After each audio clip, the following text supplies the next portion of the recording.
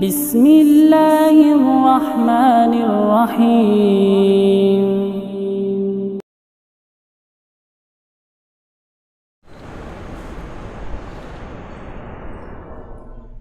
ساتواں پارہ سورۃ المائدہ آیت نمبر 105۔ اعوذ باللہ من الشیطان الرجیم، بسم اللہ الرحمن الرحیم۔ یا ایہا الذین آمنوا علیکم انفسکم لا یغرکم من ضل اذا اہتدیتم الی اللہ مرجعکم جمیعا فینبئکم بما کنتم تعملون۔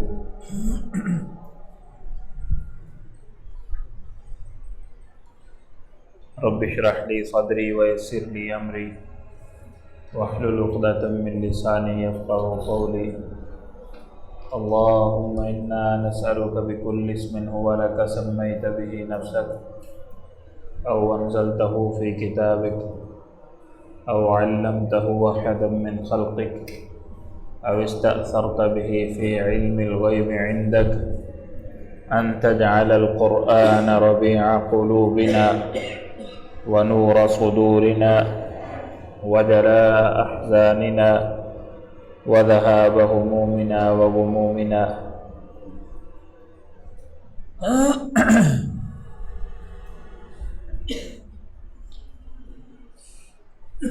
یا ایہا الذین آمنوا علیکم انفسکم، اے لوگو جو ایمان لائے ہو، علیکم لازم پکڑ لو، انفسکم اپنے آپ کو، یا اپنی جانوں کو بچاؤ لازم کر لو۔ علیکم انفسکم اپنے آپ کو بچا لو۔ اگر تم ایسا کر لیتے ہو، لا یضرکم تو نہیں نقصان پہنچائے گا تم کو، من وہ شخص، ضل جو گمراہ ہے، اذا اہتدیتم جب کہ تم ہدایت پا چکے ہو، یعنی اگر تم ہدایت پا چکے ہو تو گمراہ شخص کی گمراہی کا آپ کو کوئی نقصان ہے نہیں۔ اللہ رب العالمین نے توحید اور شریعت کے احکام کی بڑی وضاحت فرمائی ہے،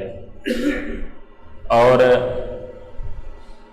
ماں باپ کے دین کی، باپ دادے کے دین کو چھوڑنے کی اور احکام الہی کی پابندی کا حکم دیا ہے۔ لیکن اگر کوئی شخص اپنی جہالت پر اصرار کرے،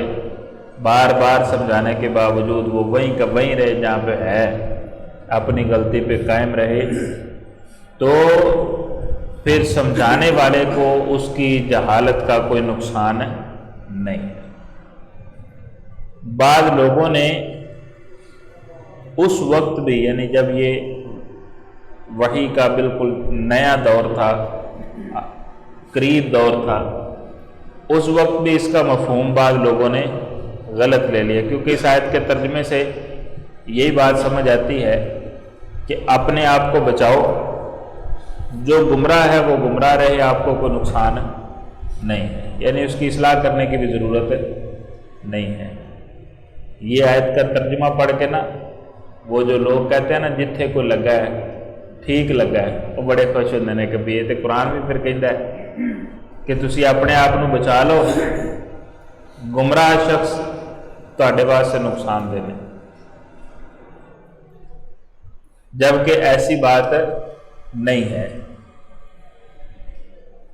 اس کا مطلب یہ ہے کہ آپ نے اپنی اصلاح کر لی ہے، دوسروں کی اصلاح کی کوشش کرتے ہو، اگر وہ اصلاح نہیں پاتے، ان کی اصلاح نہیں ہوتی، وہ ہدایت نہیں پاتے، تو ان کی گمراہی کا پھر آپ کو کوئی نقصان نہیں۔ وگرنہ قرآن مجید ہی ہمیں یہ بات بتاتا ہے کہ جو لوگ گمراہی کرنے والے، گناہ کرنے والوں کو سمجھاتے نہیں تھے، اللہ کا عذاب ان پہ بھی آیا۔ جو سمجھاتے تھے صرف وہی بچے، وہ خود ہدایت والے تھے،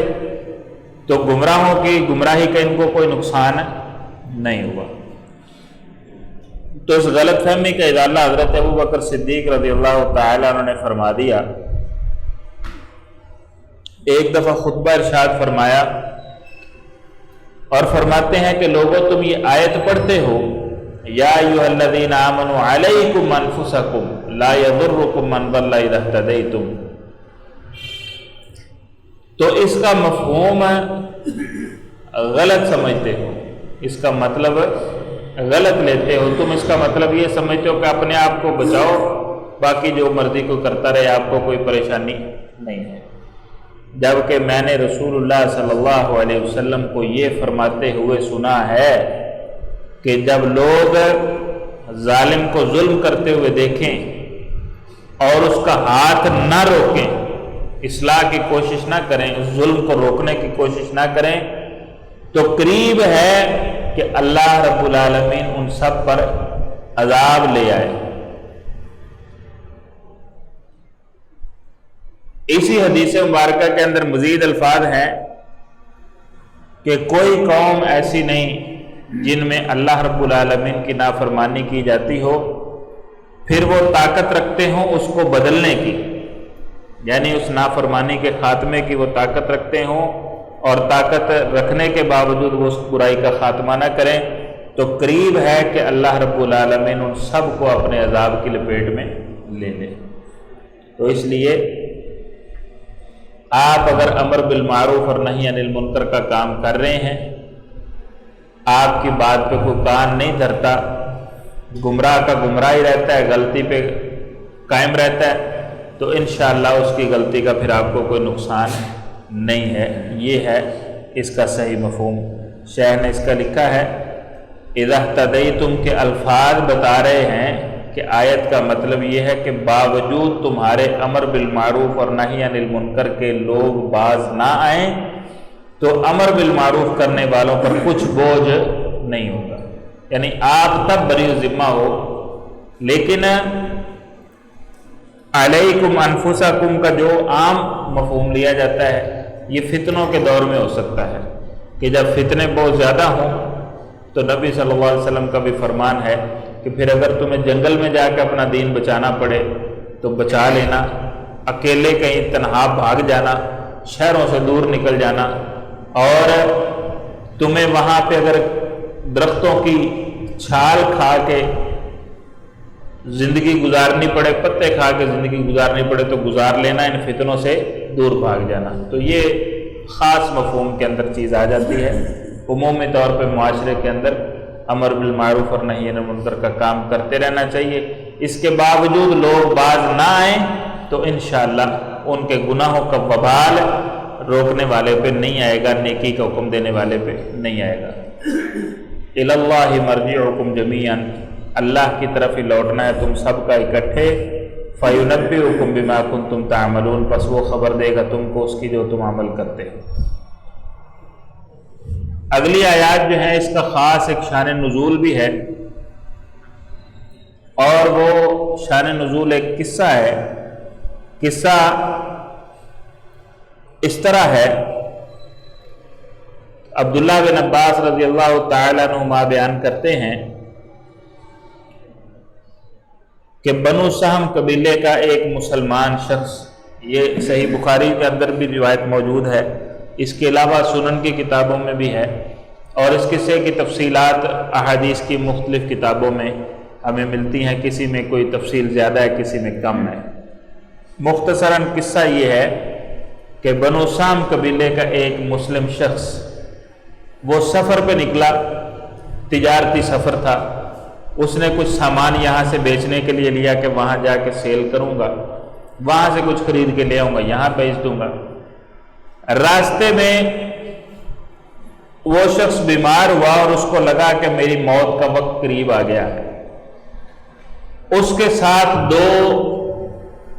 لوگ تھے سفر کے اندر، ایک تمیم داری اور ایک عدی بن بدا۔ یہ دونوں اس وقت عیسائی تھے، یہ بعد میں مسلمان ہو گئے رضی اللہ عنہما، اس وقت یہ دونوں عیسائی تھے۔ وہ جو بنو سام قبیلے کا بندہ تھا وہ مسلمان تھا۔ اب جب اس کو لگا کہ میری موت کا وقت لگتا ہے قریب ہے، میں اب اس بیماری سے جہاں پر نہیں ہوں گا، تو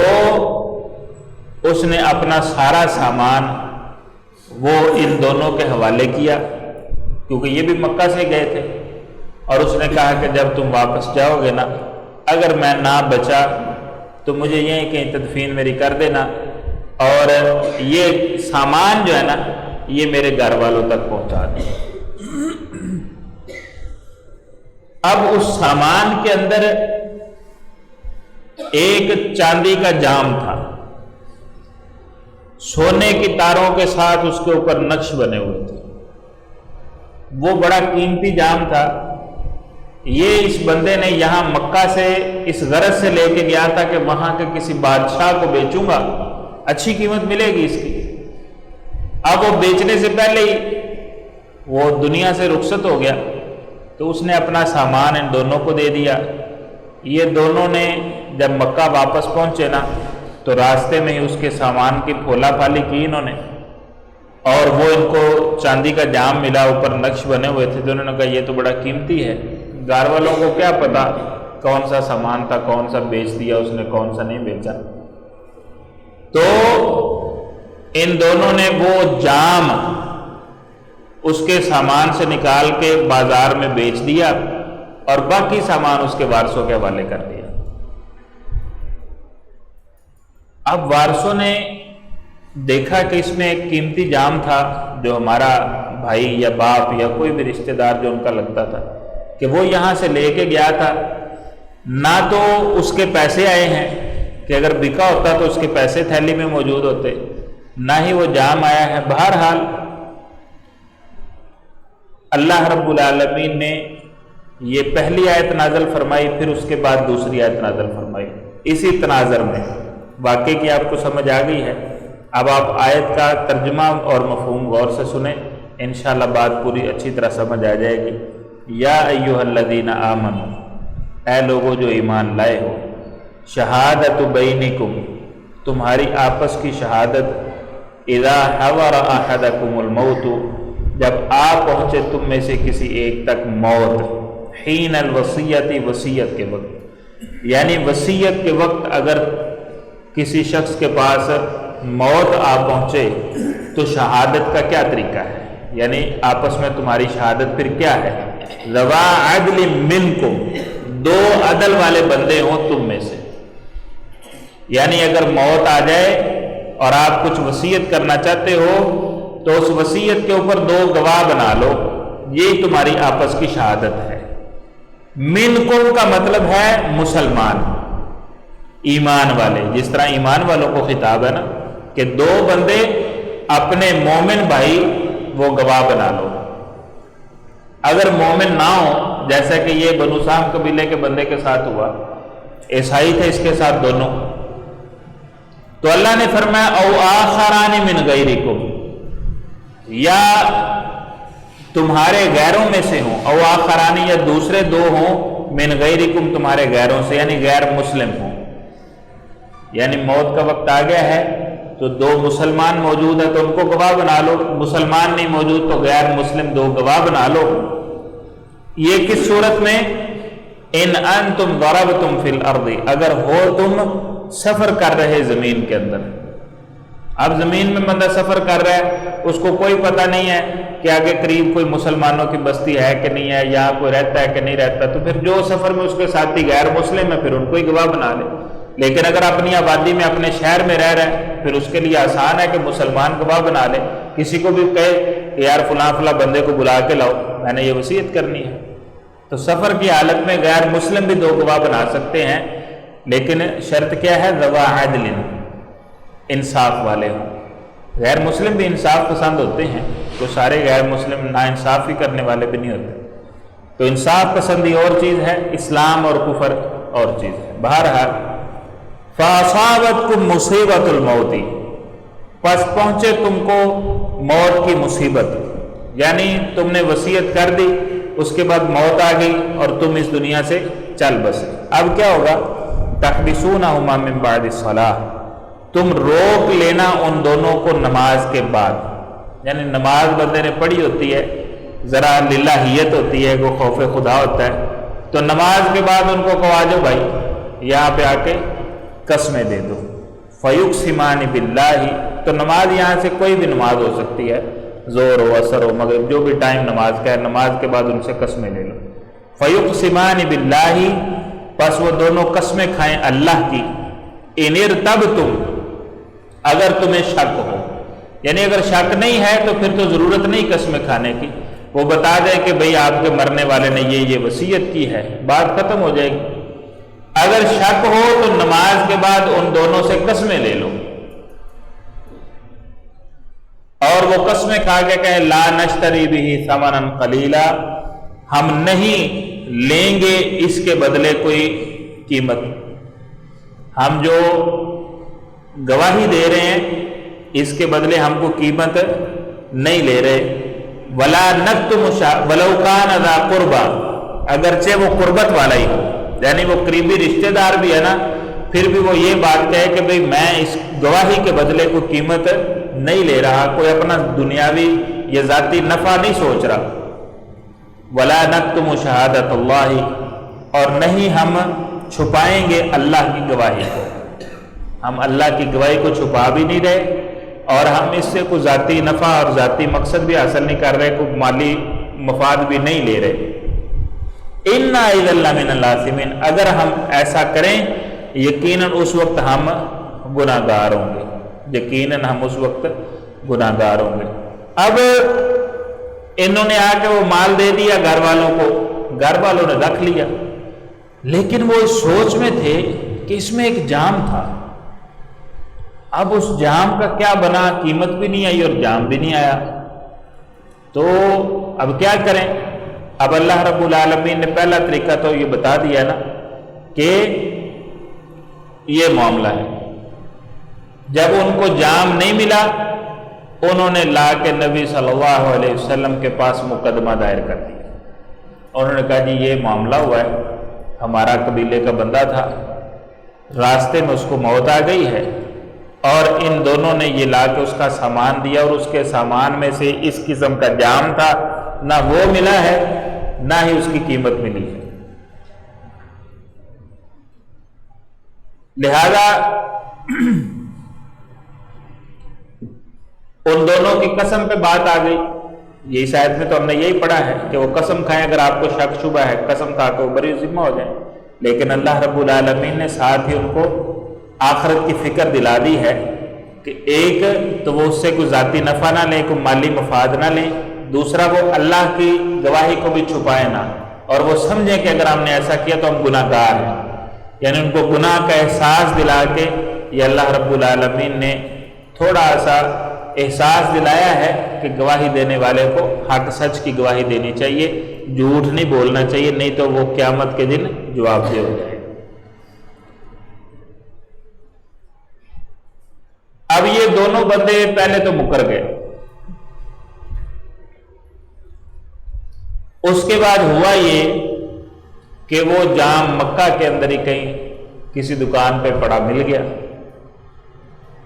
وہ بنو سہم قبیلے کے ورثاء کو نظر آیا کسی کو، اس نے کہا کہ یہ جام تو وہی ہے۔ اب دیکھیں نا، بیچا بھی انہوں نے مکے میں لا کے واپسی آتے ہوئے کو پولا پالی کی ہوگی اس کے سامان۔ اب جب مقدمہ نبی صلی اللہ علیہ وسلم کی عدالت میں آ گیا نا کہ یہ جام جس کی ہم بات کر رہے تھے وہ تو مکہ کے اندر بک رہا ہے، تو جا کے اس بندے سے پوچھا، اس نے کہا جی ہم نے، اس وقت کوئی گنجان آبادی تھوڑی تھی، لوگ ایک دوسرے کو جانتے تھے، تھوڑے بہت ہی گھر تھے، انہوں نے کہا یہ ہم نے تمیم داری اور عدی بن بردار سے خریدا ہے، بندے وہی تھے۔ اب اللہ رب العالمین نے طریقہ کار بتایا ہے کہ اگر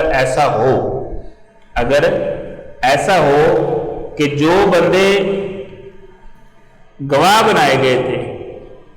ان کے کام میں آپ کو شک پڑ گیا ہے اور انہوں نے قسم بھی کھا لی ہے، اس کے باوجود آپ کو اطلاع ملتی ہے کہ وہ قسم جھوٹی تھی، اب قسم کھا لی معاملہ ختم ہو گیا، اب وہ جھوٹے ہیں تو جھوٹے سے ہی، سچے ہیں تو سچے سے ہی۔ لیکن اگر آپ کو پتہ چل گیا ہے کہ وہ جھوٹے تھے، ان کا جھوٹ پکڑا گیا ہے، تو پھر اس کا حل کیا ہے یہ اللہ نے اس آیت میں بتایا ہے۔ فَإِنْ عُثِرَ، پس اگر اطلاع پا لی جائے، عَلَىٰ، اس بات پر، أَنَّهُمَا، کہ بے شک وہ دونوں قسمیں کھانے والے، استحقا اثمن، کسی گناہ کے مرتکب ہوئے ہیں، کسی گناہ کے۔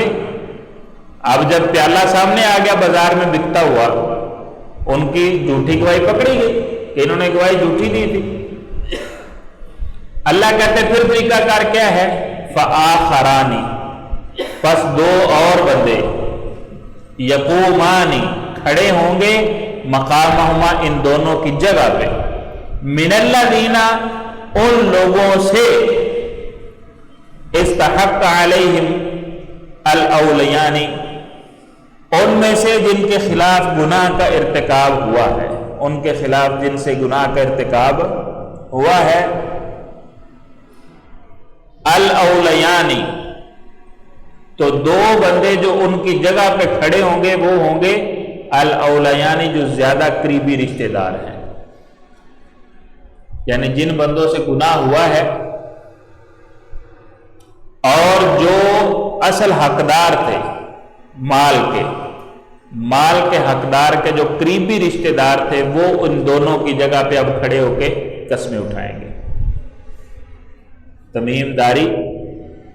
اور عدی بن بدع نے قسمیں تو اٹھائی تھی، اس وقت ہی ایسا ہی تھے، جھوٹی قسمیں اٹھائی انہوں نے۔ اب جب ان کی غلطی کی اطلاع پا لی گئی ہے، پکڑے گئے ہیں کہ یہ جھوٹ بول رہے تھے، تو اللہ کہتے ہیں اب جو وارث تھا نا اصل، یعنی بنو سام قبیلے کا جو مسلمان تھا، اس کے جو سب سے قریبی رشتہ دار ہیں، یہ دو بندے ان کی جگہ پہ کھڑے ہو کے اب قسمیں دیں گے کہ بھائی ہم نے جو دعویٰ کیا تھا کہ ہمارے مورث کا جو مال ہمیں نہیں ملا وہ انہوں نے چرایا ہے، اور انہوں نے آ کے جھوٹی قسم دی ہے۔ تو اللہ کہتے ہیں فآخران یقومان، پس دوسرے دو لوگ کھڑے ہوں گے، مقامہما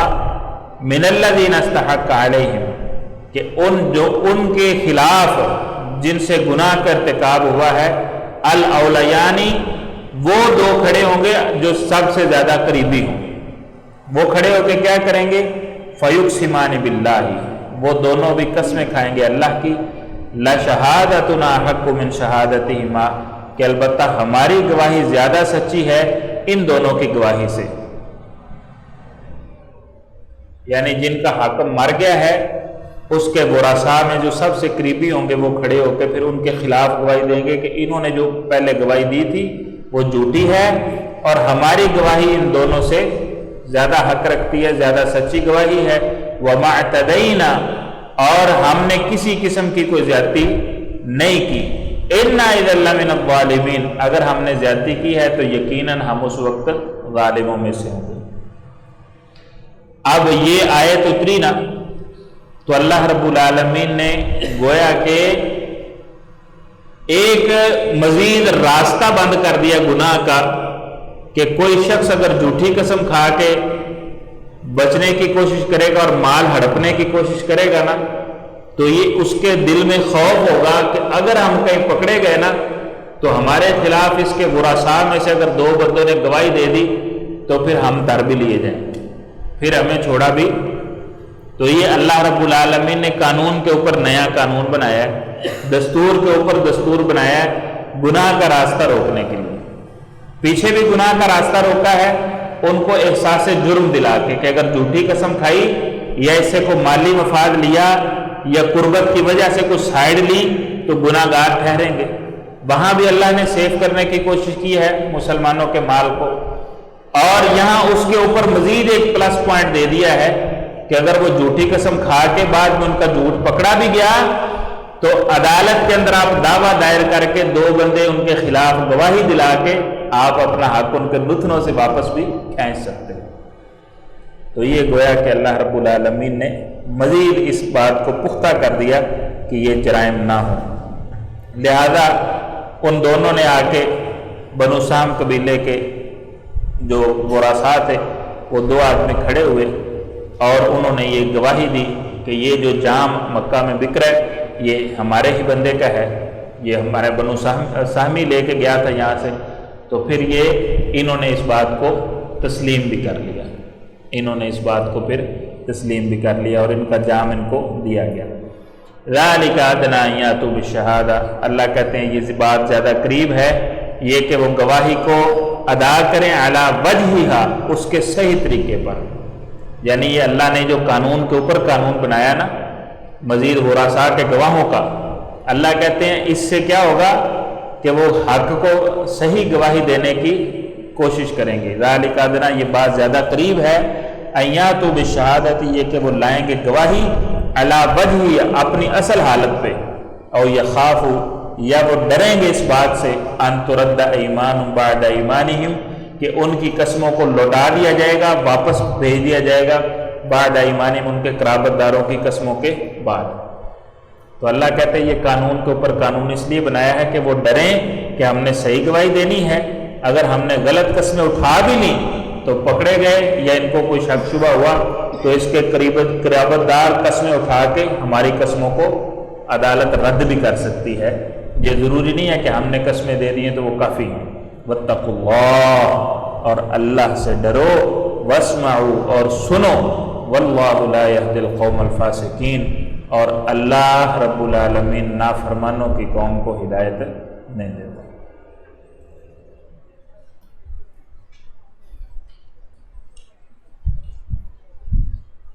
اعوذ باللہ من الشیطان الرجیم، یا ایہا الذین آمنوا علیکم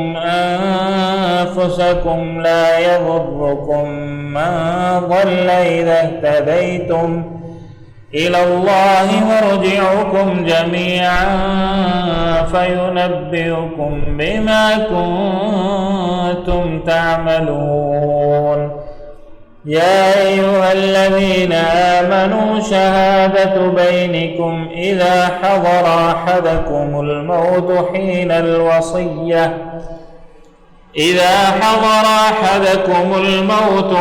الوصية اثنان ذوى عدل منكم أو آخران من غيركم إن أنتم ضربتم في الأرض فأصابتكم مصيبة الموت تحبسونهما من بعد الصلاة فيقسمان بالله إن ارتبتم لا نشتري به ثمنا ولو كان ذا قربى ولا نكتم شهادة الله إذا لمن الآثمين، فإن عثر على أنهما استحقا إثما فآخران يقومان